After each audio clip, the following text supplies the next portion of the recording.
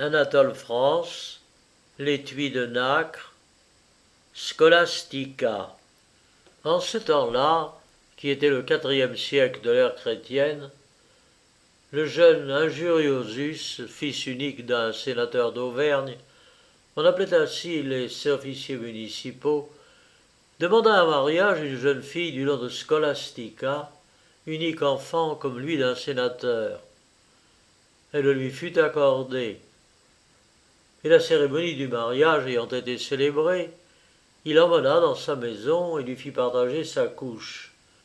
Mais elle, triste et tourmentée contre le mur, pleurait amèrement.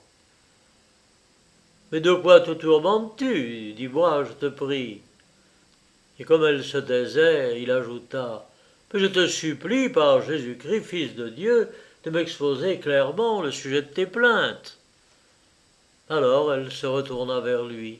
« Quand je pleurerai tous les jours de ma vie, dit-elle, je n'aurai pas assez de larmes pour répandre la douleur immense qui remplit mon cœur. J'avais résolu de garder toute pure cette faible chair et d'offrir ma virginité à Jésus-Christ. Malheur à moi, qui l'a tellement abandonné que je ne puis accomplir ce que je désirais. Ô jour que je n'aurais jamais dû voir. Voici que, divorcé d'avance avec l'épouse céleste qui me promettait le paradis pour dot, je suis devenue l'épouse d'un homme mortel, et que cette tête qui devait être couronnée de roses immortelles est ornée ou plutôt flétrie de ces roses déjà effeuillées. Hélas, ce corps qui, sur le quadruple fleuve de l'agneau, devait révéler l'étoile de pureté, porte comme un vrai fardeau le voile nuptial. Mais pourquoi le premier jour de ma vie n'en fut-il pas le dernier? Oh, heureuse, si j'avais pu franchir la porte de la mort avant de boire une goutte de lait, et si les baisers de mes douces nourrices eussent été déposés sur mon cercueil. Quand tu tends les bras vers moi, je songe aux mains qui furent percées de clous pour le salut du monde. » Et comme elle achevait ces paroles, elle pleura amèrement.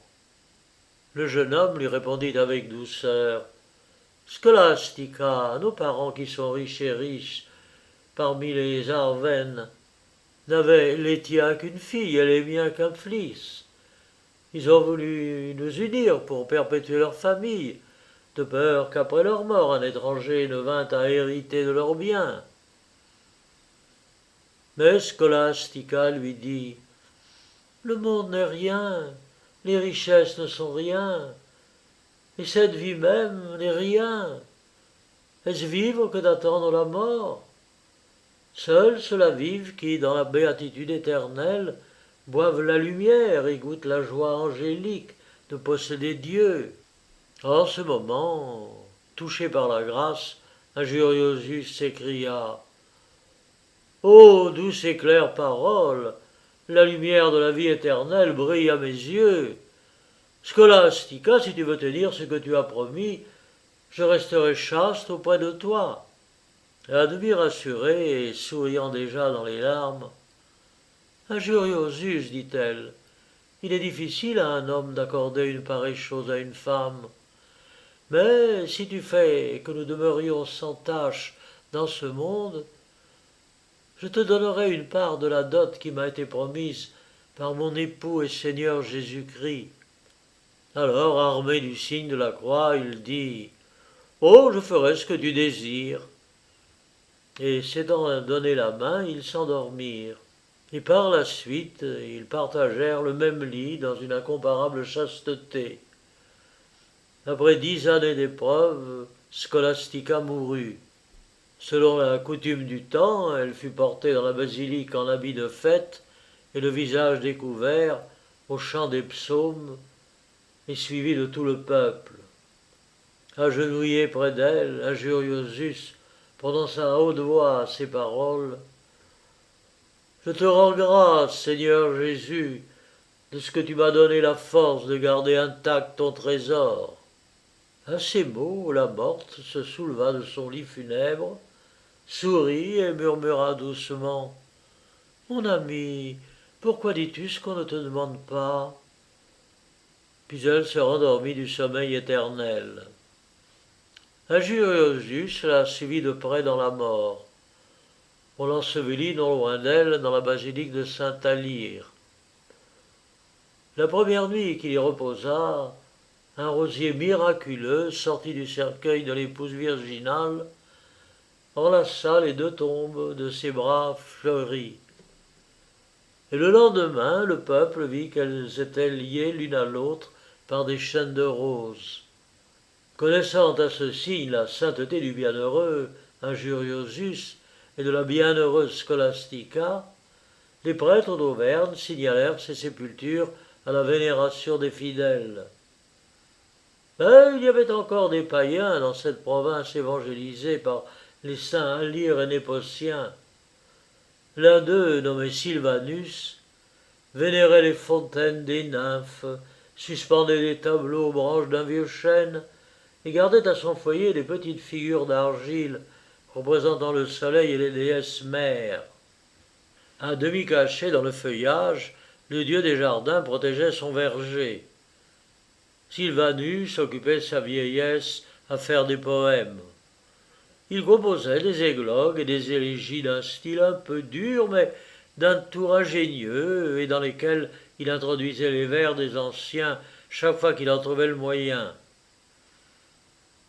Ayant visité avec la foule la sépulture des époux chrétiens, le bonhomme admira le rosier qui fleurissait les deux tombes.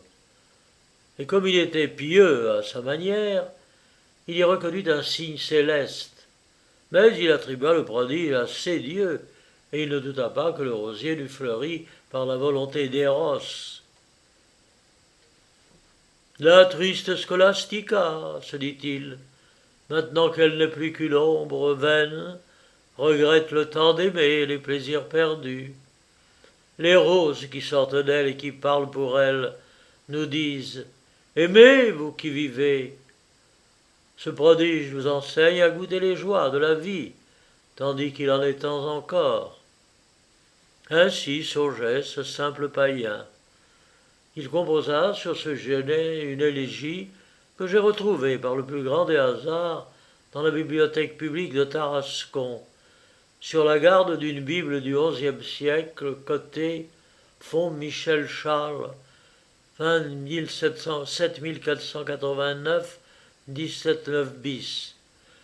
Le précieux feuillet, qui avait échappé jusqu'ici à l'attention des savants, ne compte pas moins de 84 lignes d'une cursive mérovingienne assez lisible, qui doit dater du 7e siècle. Le texte commence par ce vers Nunc piget et quaeris quod non autista voluntas, tunc fuit, et finit par celui-ci Stringamus maesti carminis obsequio. Je ne manquerai pas de publier le texte complet dès que j'en aurai achevé la lecture. Et je ne doute point que M. Léopold de Lille ne se charge de présenter lui-même cet inestimable document à l'Académie des inscriptions.